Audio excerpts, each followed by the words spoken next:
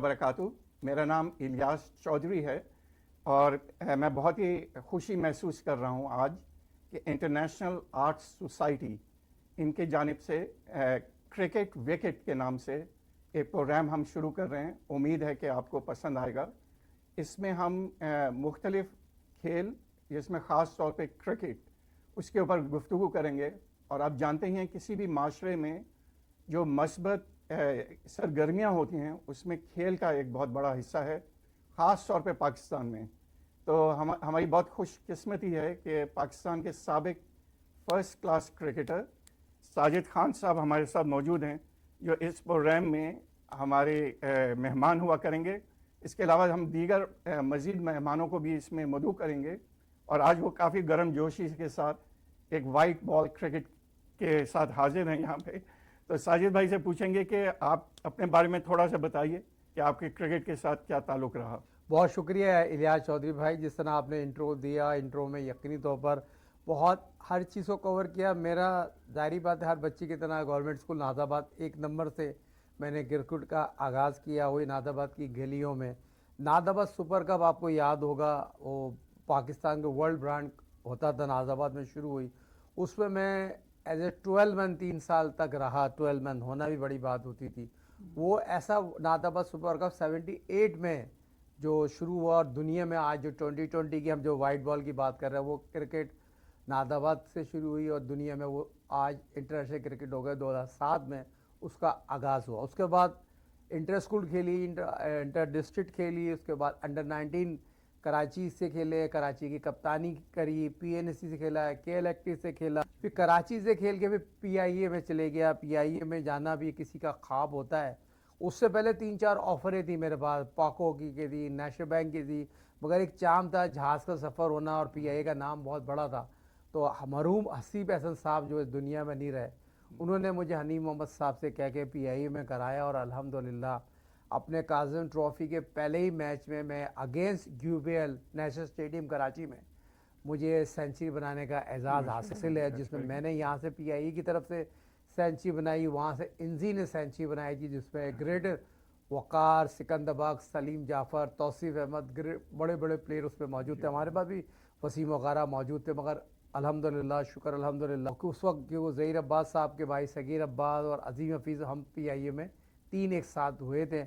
तो अल्लाह ने इज़्ज़त दी। उसके बाद पाकिस्तान अंडर 23 अगेंस्ट श्रीलंका खेला हूँ, वर्ल्ड कप का वहाँ के मैच खेला, 2 साइड मैच मैंने खेले, फर्स्ट क्लास मैचेस खेले। और ये उसके बाद मैं क्रिकेट के साथ ऑफिशियल में आ गया, फिर कोचिंग ये सारी चीज़ें। जी जी। तो हाँ, इंशाल्लाह जैसा आपने सुना कि साजिद भाई का एक बहुत ही मुस्तनद किस्म का एक बैकग्राउंड है क्रिकेट के बारे में, और हम बहुत कुछ सीख सकेंगे उनसे।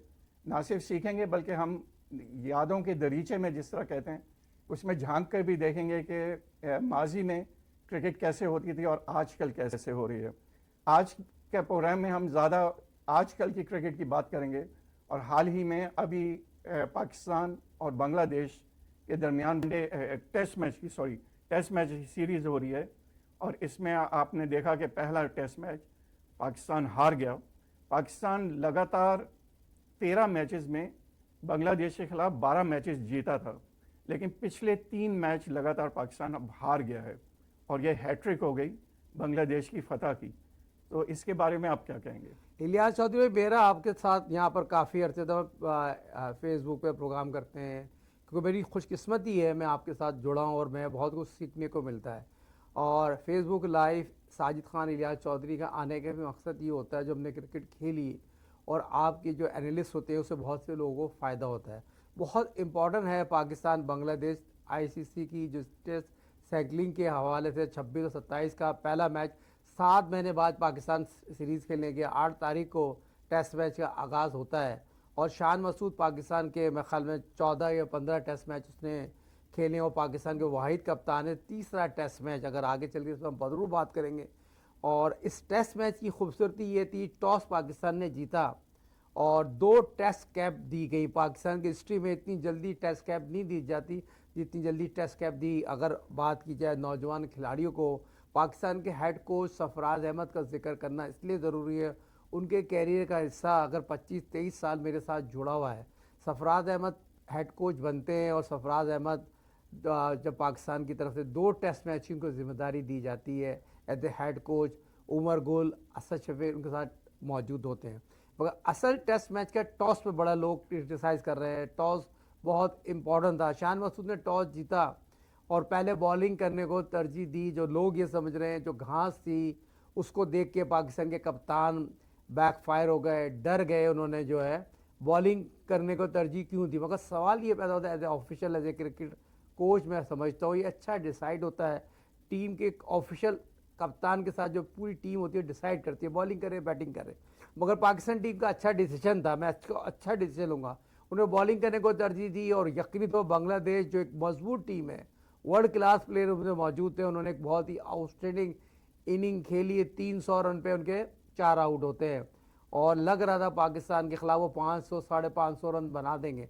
मगर दूसरे दिन अब्बास की आउटस्टैंडिंग बॉलिंग है, उसने 5 विकेटें हासिल करते हैं, शाहीन 2 आउट करते हैं, हसन 2 आउट करते हैं। तो इस तरह वो आउट कर लेते हैं 400 रन पे, 427 रन पे। तो ये लग रहा था बहुत ज़्यादा रन बना देंगे, वो पाकिस्तान कम बैक कर लेता है। मगर टेस्ट मैच की खूबसूरती ये होती है, पहला दिन बांग्लादेश के नाम, दूसरा दिन पाकिस्तान के नाम। अगर पाकिस्तान की बात की जाए इस टेस्ट मैच की, 2 ऐसे खिलाड़ी, अगर बात की जाए पहले टेस्ट मैच की पार्टनरशिप शान मसूद के साथ जो अपना कहना चाहिए उनकी इमाम अल हक की 100 रन की पार्टनरशिप थी, बहुत इंपॉर्टेंट थी।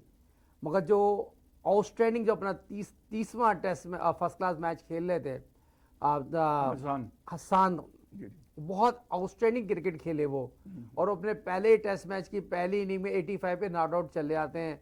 100 रन की पार्टनरशिप होती है। उसके बाद ये वो पार्टनरशिप होती है जिसमें पाकिस्तान की बिल्ड होती है, जिस पे हमने और आपने भी व्लॉग किया था, 500 रन नज़र आ रहे थे। मगर अब्दुल्ला फजल की अगर बात की जाए और उसके साथ जो है अवैस की अगर बात की जाए, अवैस ने 85 रन आउट करते, ऐसा लग रहा था पाकिस्तान 500 रन बनाएगा। तो दूसरे दिन आके वो अपनी सेंचुरी बनाते हैं, पाकिस्तान के 14वें खिलाड़ी होते हैं। उसकी जितनी भी तारीफ की जाए कम है, 14वें खिलाड़ी होना, अपने पहले 30 फर्स्ट क्लास मैच में 10 सेंचुरी, टेस्ट मैच में सेंचुरी बनाना, तो ये अब उसको बहुत बहुत मुबारक हो। जी, इस मौके पे अगेन मैं आपकी खिदमत में ये पेश करना चाहूँगा कि ये प्रोग्राम आपकी खिदमत में इंटरनेशनल आर्ट्स सोसाइटी की जानिब से पेश किया जा रहा है। बासित जलीली साहब और उनकी पूरी टीम काफ़ी मुस्तनद अंदाज में इसको पेश कर रही है आपके लिए। तो हम चाहेंगे कि आप इसके माविन बने और इसको आगे लेके चलें। और क्रिकेट विकेट जो है इसमें हम आपकी खिदमत में ना सिर्फ जैसा अभी साजिद भाई ने बताया कि ये हाल ही में जो टेस्ट मैच हो रहा है उसका, लेकिन कुछ यादों से भी हम चीज़ें लेके आएंगे।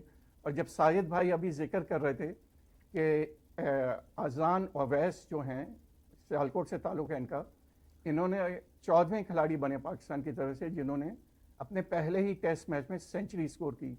तो जब यादों में जाते हैं तो मुझे अक्टूबर का महीना याद आता है, सन 1976। उस मौके पर एक प्लेयर आया जिसको पाकिस्तान में साइड मैच में न्यूजीलैंड के ख़िलाफ़ पेशावर में खिलाया गया। उस प्लेयर ने 2 लगातार छक्के मार कर सेंचुरी स्कोर की। ये साइड मैच था, तो इसकी वजह से उन्हें फिर पहला टेस्ट मैच खिलाया गया न्यूजीलैंड के ख़िलाफ़।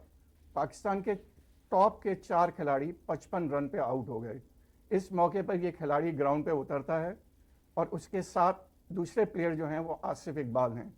और ये प्लेयर उस दिन के अख्ताम पर 163 रन बनाकर आउट होता है।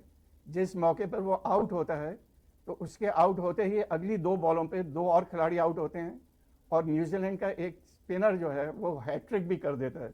लेकिन अपने पहले ही मैच में जो उन्होंने 163 रन बनाए, उसके बारे में एक ख़ास बात जो है वो ये है कि उन्होंने जब 90 रन पर पहुँचे तो उनके फास्ट बॉलर थे न्यूजीलैंड के 6 फुट 5 इंच के रिचर्ड कॉलिंज नाम था उनका। उन्होंने इस फास्ट बॉलर को जिस तरह स्पिनर होता है उस तरह आगे आगे निकलकर 3 लगातार चौके मारे, जिस पर कमेंटेटर इफ्तिखार अहमद बहुत परेशान हुए और उन्होंने काफ़ी शोर मचाया कि एक नौजवान है, 90 रन पे आके लोग तो नर्वस हो जाते हैं, लेकिन ये लगता है आउट होना चाहता है 90 पे ही, और हर बॉल पे निकल के क्यों मार रहा है। पहली बॉल पे उन्होंने मारा तो काफ़ी शोर मचाया इफ्तिखार ने, दूसरी बॉल पे निकल के मारा तो वो काफ़ी कह रहे हैं बच्चे ज़रा तहम्मुल करो, पहला मैच है। और सेंचुरी करनी है, लेकिन लगातार 3 चौके मारकर इस प्लेयर ने सेंचुरी की। और इख्तिताम पर जब मैच में उनका इंटरव्यू हुआ तो उन्होंने बताया कि ये उन्होंने अपने वालिद के नाम पे किया। उनके वालिद जो थे इस टेस्ट मैच से 2-3 महीने पहले उनका इंतकाल हो गया था, और उन्होंने अपने वालिद से वादा किया था कि अगर वो अपने पहले टेस्ट मैच की पहली इनिंग में 90 रन पर आ गए तो वो अगली 2 लगातार बॉल पे या तो छक्का मारेंगे या लगातार 3 चौके मारेंगे। ये उन्होंने अपने वालिद से वादा किया था। और उस पर जब उनको पहली बॉल पे चौका लगा तो उन्होंने कहा कि अब अगली 2 बॉल चौके मारने। तो उन्होंने ये, इस प्लेयर का नाम है जावेद मियांदाद। जावेद मियांदाद जो पाकिस्तान के हीरो रहे, और इनसे अच्छा प्लेयर, इनसे अच्छा जहन आज तक नहीं आया। तो ये प्लेयर जब इन्होंने आज अब 14वें प्लेयर साबित हुए जिन्होंने पहली दफ़ा अपने पहले मैच में सेंचुरी की, तो जावेद भाई बहुत याद आए। जिस अंदाज में वो खेलते थे ऐसा प्लेयर कभी भी पैदा नहीं हुआ मेरे ख्याल में आज तक। तो आप मज़ीद बताइए कि अब पाकिस्तान टीम जो है वो ज़माना था और आज का ज़माना है कि हम बांग्लादेश से हार जाते हैं, तो इसके बारे में आप क्या कहेंगे कि इतना नीचे चला गया स्टैंडर्ड? इलियास भाई, आपने वाकई में जावेद मियांदाद साहब की बात की, थोड़ा सा ऐड करते हैं। पाकिस्तान के 6 वर्ल्ड कप खेले और मेरा ख्याल में 9000 रन बनाए, 50 की बैटिंग औसत से उनकी हर इनिंग होती थी। आपने इलियास चौधरी भाई बहुत इंपॉर्टेंट बात की, और यही हमारे यूथ को बताने का मकसद होता है। ग्रेटेस्ट प्लेयर कभी भी ऐसे नहीं आते। 75 में जावेद मियांदाद आए, 96 पे उनका आखिरी वर्ल्ड कप का मैच था। उन्होंने 25 साल पीछे मुड़ के नहीं देखा। बशीर मियांदाद, हनीफ मियांदाद, सुहेल मियांदाद और उनके वालिद साहब मुस्लिम जिम खाना उनको लेके जाते थे, मैटिन की विकेटों पर प्रैक्टिस करते थे। और मुझे याद पड़ता है वो हफीज़ कारदार साहब जो पीसीबी के चेयरमैन थे, और मुश्ताक मोहम्मद को ये बात कहती थी वो जगह लेंगे, तो मुश्ताक मोहम्मद जो पाकिस्तान के कप्तान थे, ग्रेटेस्ट कप्तान थे। और आपकी मैं मेमोरी को इजाज़त देता हूँ, यही तो आपसे लोग सुनना चाहते हैं, समझ जाते हैं। आपने ग्रेट प्लेयर का जिक्र किया, ग्रेट प्लेयर का आपको याद होगा 40 साल हो गए। शारजा का छक्का, वो भी छक्का आप यकीनी तौर पर लास्ट बॉल है, और कौन बता सकता है शर्मा का आखिरी मैच होगा और इंडिया से मुंह से मैच ले लिया। तो यही चीज़ लोग सुनना चाहते हैं, देखना चाहते हैं। बासित भाई का जिक्र किया, इस प्लेटफॉर्म से मकसद ये होता है जो ग्रेटेस्ट प्लेयर गुजरे, आपकी इस मेमोरी के साथ साथ मेरी दिमाग भी वहीं पे चले गया। जो ग्रेट प्लेयर उनका 92 का वर्ल्ड कप अगर आप जीता तो ग्रेट जावेद मियांदाद का बड़ा अहम रोल है उनके कैरियर में। पाकिस्तान अगर वर्ल्ड कप जीतता है, उनकी कमर ख़राब थी, उन्होंने 50 की बैटिंग औसत से अपने तमाम उन चीज़ों को बरकरार रखा और पाकिस्तान के लिए 6 वर्ल्ड कप खेले। और आखिरी मैच भी इंडिया के खिलाफ आप राशिद लतीफ़ और उनकी पार्टनरशिप देख लें, अगर राशिद लतीफ़ और वो पार्टनरशिप हो जाती पाकिस्तान इंडिया को जिता और पाकिस्तान इंडिया से जीत जाता। जी। तो जो लोग हमारे देख रहे हैं, इंशाल्लाह हम मज़ीद इस किस्म के माजी से वाक़यात को लेके आएंगे, लेकिन अब दोबारा अब जो इस वक्त सूरत हाल है, तो पाकिस्तान ये टेस्ट मैच हार गया। टेस्ट मैच की खुसूसियत ये होती है कि 5 दिन का मैच होता है, उसमें 2-2 घंटे के सेशंस होते हैं और हर सेशन अहम होता है, और यही टेस्ट मैच की खुसूसियत है। तो ये जो टेस्ट मैच था इसमें ऊंचे नीचा हुआ, जैसा आपने बताया कि पहली इनिंग में एक स्टेज पे लग रहा था कि बांग्लादेश हो सकता है 500 रन बना दे, लेकिन पाकिस्तान ने सेकंड डे अच्छी बॉलिंग करके 400 पे आउट कर दिया। पाकिस्तान का लग रहा था वो 500 रन कर देगा, लेकिन वो लोग उनसे 27 रन पहले आउट हो गए। और फिर उन्होंने एक टारगेट दिया और पाकिस्तान जो था बिल्कुल ही एक तरह से घबरा गया, जबकि तजर्बाकार टीम है, ऐसी बात नहीं है। तो आपके ख्याल में बांग्लादेश की टीम बहुत ही ज़्यादा अच्छी है या पाकिस्तान की टीम में कुछ ऐसी खामियां थी? इलियास भाई, ये बॉल मेरे पास है, ये वाइट बॉल के प्लेयर हैं। पाकिस्तान सुपर लीग 11वां एडिशन हुआ है, 11 एडिशन हुआ है। 4 दिन बाद आप टेस्ट मैच खेलने जा रहे हैं, 4 दिन बाद टेस्ट मैच खेलने जा रहे हैं, 7 महीने बाद टेस्ट मैच हुआ है। और मेरे ख्याल में सारे लड़के वाइट बॉल के प्लेयर हैं और 4 ओवर करना जानते हैं, 4 ओवर में बैटिंग करना जानते हैं, उसमें कोई रॉकेट साइंस नहीं है। पाकिस्तान जब टेस्ट मैच खेलने गया, उनका जहन में टेस्ट मैच का फोकस नहीं था। जिस तरह आपने बहुत इंपॉर्टेंट सवाल किया, बांग्लादेश हमसे बेहतर टीम है, उनका कप्तान, उनका कोच बहुत इंपॉर्टेंट प्लानिंग करके आए थे, और उनकी जो ग्राउंड रियलिटी थी, उनके 2 मेहदी ने 5 आउट किए, राना ने 5 आउट किए, दूसरी उनके कप्तान ने सेंचुरी बनाई। हमारी जो सीनियर खिलाड़ी थे, असल में बात करना चाहता हूं, जो पाकिस्तान के सीनियर खिलाड़ी है ना, रिजवान की बात करूं, सऊद शकील की बात करूं, शान मसूद की बात करूं, उन्होंने बहुत गंदी क्रिकेट खेली है, उस लेवल की क्रिकेट नहीं खेली जिसको हम डिस्कस कर सकें। जो गैर मियारी शॉट सिलेक्शन, आप रिजवान का गैर मियारी शॉट सिलेक्शन है, उस शान मसूद उस तरह का प्ले नहीं कर सकते। सऊद शकील 21वीं इनिंग फेल हुए हैं, 21वीं इनिंग में। और दूसरा आपने बात देखें, उन्होंने रिवर्स स्विंग मारने चले गए। आप टेस्ट मैच के रेगुलर बैट्समैन है, पाकिस्तान की हिस्ट्री में 145 साल तारीख में आपने बहुत आउटस्टैंडिंग रिकॉर्ड बनाए थे, मगर वो कारकर्दगी आपकी उस तरह की नहीं थी जिससे हम डिस्कस कर सके। मगर पाकिस्तान की जो क्रिकेट है लोगों ने देखना छोड़ दी है, बहुत मायूसकुन कारकर्दगी है पाकिस्तान क्रिकेट टीम की। और बाबर जो सबसे इनफॉर्म बैट्समैन था, तो वो एंड वक्त पे ड्रॉप होना, बहुत से लोग सवाल कर रहे हैं बाबर जो है पिच देख के बाहर हो गया। हाँ, ये भी एक सवाल हो रहा है। तो आपका क्या ख्याल है कि अब अब्दुल्ला फजल आए, उन्होंने बहुत अच्छा खेला, 2 इनिंग में 50 किए। जो नए प्लेयर आए अवैस, उन्होंने सेंचुरी स्कोर की। तो जो नए प्लेयर हैं उन्होंने अपना काम किया। अब एक बड़ा फैसला करना है कि आप सिर्फ नाम पे जाएंगे या कारकर्दगी पर जाएंगे। अगर क्या पाकिस्तान ये फैसला कर सकता है कि अगले टेस्ट मैच में, क्योंकि बाबर आजम की जगह जिसको खिलाया गया है अब्दुल्ला फजल को, उन्होंने दोनों इनिंग में सेंचुरी किया, तो क्या पाकिस्तान इतना बोल्ड स्टेप ले सकता है कि बाबर आजम को जिस तरह उन्होंने T20 में निकाल दिया अब पाकिस्तान टीम से पिछले टूर्नामेंट में, क्या उसी तरह पाकिस्तान बाबर आजम को टेस्ट मैच से भी निकाल सकता है कि अगले टेस्ट में, या कुछ और फैसले करेंगे? इलियास चौधरी भाई बहुत इंपॉर्टेंट है। अब्दुल्ला फजल ने दोनों इनिंग में 50 रन बनाए अपने टेस्ट डेब्यू में। पहले तो सरफराज अहमद साहब को बहुत बहुत मुबारक हो, उन्होंने 2 नौजवान खिलाड़ियों को टेस्ट कैप दी। और बड़ी खुशाइन बात है, अब्दुल्ला फजल अपने दूसरा सीजन खेल रहे हैं। तो इलियास चौधरी भाई, आप क्रिकेट इतनी कवर कर रहे हैं, कितने खुशनसीब है, दूसरे सीजन में आपको टेस्ट कैप मिल गई। ये पाकिस्तान की फर्स्ट क्लास क्रिकेट में, पाकिस्तान की तारीख में ये मेरे ख्याल में बहुत अर्ली है। इतनी जल्दी इतना खुशनसीब इंसान है, उसको टेस्ट कैप इतनी जल्दी मिलेगी। जो लोगों ने 30 साल खेला है फर्स्ट क्लास क्रिकेट में, रन के पहाड़ लगा दिए, उनको टेस्ट कैप नहीं मिली। और उस बच्चे में इतना टैलेंट था, उसने टेस्ट कैप मिली। और अब्दुल्ला फजल ने इसको प्ले किया, दोनों इनिंग में उसने 50 रन बनाए। जो पाकिस्तान जो आखिरी इनिंग की अगर बात की जाए, जो टेस्ट मैच हारा है, उसके हाईएस्ट स्कोर थे, और हाईएस्ट स्कोरर भी उस अब्दुल्ला फजल ने बनाए।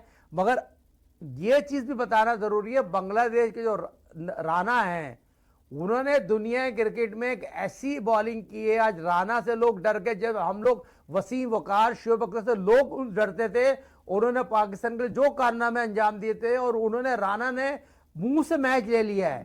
राना ने 5 विकेटें हासिल की हैं। और पाकिस्तान के अगर रिजवान की बात करूं, दुख होकर देख के बोल्ड हो गए, लेफ्ट करते हुए बोल्ड हो गए। फिर दूसरा आगा सलमान किस तरह आउट हुए, उतर गए पिच से। फिर आप देखें दूसरे सऊद शकील को देख ले, इमाम को देख ले, उसने भगा दिया पाकिस्तान टीम को। तो पाकिस्तान क्रिकेट टीम के सीनियर खिलाड़ियों की गैर जिम्मेदार बैटिंग, जिसकी वजह से पाकिस्तान ये टेस्ट मैच हारा है। और ये दोबारा मैं उसको मुबारकबाद पेश करूंगा अब्दुल्ला फजल को। और दूसरा जो अपना फजल, जो बहुत ही आउटस्टैंडिंग उसने क्रिकेट खेली है, उसकी जितनी भी तारीफ की जाए कम। मगर आपका सवाल बहुत इंपॉर्टेंट है, अगर पाकिस्तान टीम में ड्रॉप नहीं करेंगे, उसको रेस्ट करा सकते हैं दूसरे टेस्ट में, बाबर की जगह, अब्दुल्ला फजल की जगह बाबर आ सकता है। अच्छा, बाबर आ सकता है। तो एक टेस्ट मैचेस में ये भी होता है कि जो टीम है उसकी जो बैटिंग लाइनअप होती है, उसमें आमतौर पे 5 या 6 प्लेयर्स को खिलाया जाता है। फिर एक ऑलराउंडर होता है, एक विकेट कीपर होता है, और आप कोशिश यही करते हैं कि 5 बॉलर्स खिलाएं।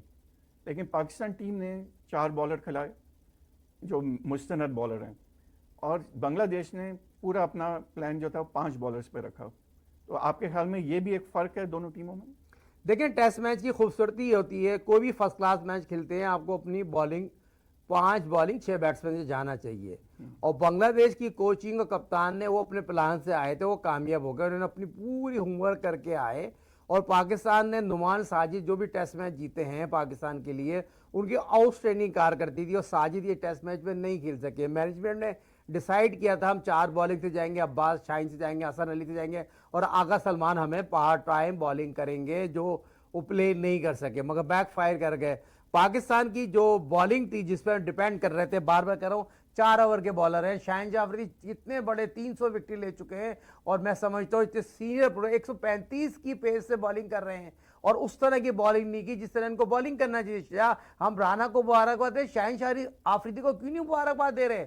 उनकी पेस खत्म हो गई है, वो 4 ओवर के बॉलर है क्योंकि ओडीआई के कप्तान है। 2027 में उन्हें वर्ल्ड कप की कप्तानी करनी है। इस टेस्ट मैच में कारकर्दगी उनको देख के बड़ा दुख हुआ है, अफसोस हुआ है। As a cricketer, as a coach मैं समझता हूं पाकिस्तान की बॉलिंग और सीनियर खिलाड़ियों ने प्ले नहीं करा, जिसकी हारने की वजह पाकिस्तान की बॉलिंग नाकास थी, जिसकी वजह से पाकिस्तान के खिलाड़ियों को बहुत ज़्यादा फेस करना पड़ा। मगर 2 नए खिलाड़ियों ने पाकिस्तान का सर जो है फकर से बुलंद कर दिया है। अवैस की जितनी भी तारीफ की जाए, उनकी फैमिली को मुबारक हो, वो पाकिस्तान का प्राउड है, सियालकोट से उनका ताल्लुक है। 31वां मैच में रिकॉर्ड ब्रेक किया इलियास चौधरी भाई और 10 सेंचुरी है उसकी। और बहुत ही खुशाइन बात है, उसकी टेक्निक बहुत अच्छी है। और जिस तरह अब्दुल्ला फजल की हम बात कर रहे हैं, अवैस की इसलिए बात कर रहे हैं, पाकिस्तान को बड़े अरसे बाद एक ओपनर मिला है, उसको संभाल के रखना चाहिए। जैसे पाकिस्तान के माजी आल मुस्तफ़ा बहुत से प्लेयर गायब हो गए।